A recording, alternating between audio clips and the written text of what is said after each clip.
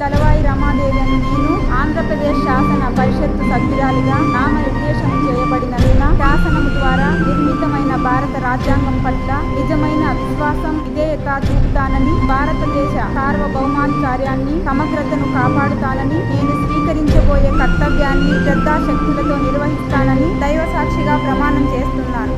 వడ్డే దళవాయి రమాదేవి అని నేను పరిషత్తు నియమాలకు కట్టుబడి ఉంటానని, వాటిని అనుసరిస్తానని, పరిషత్తు మర్యాదలను పాటిస్తానని, సాంప్రదాయాలను గౌరవిస్తానని దైవ సాక్షిగా ప్రమాణం చేస్తున్నాను.